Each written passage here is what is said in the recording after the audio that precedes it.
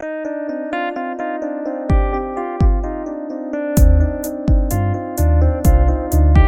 good morning, friends.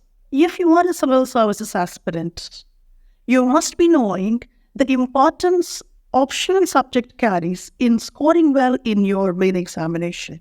All the more so, most of you might have heard about anthropology as an optional that is capable of giving you a very high score and hence get into the service. And if you are a student of anthropology optional, I am Sosin IAS, Faculty of Anthropology for UPSC. I am coming up with a very interesting, well-articulated workshop to be held on October 26th, 9 a.m.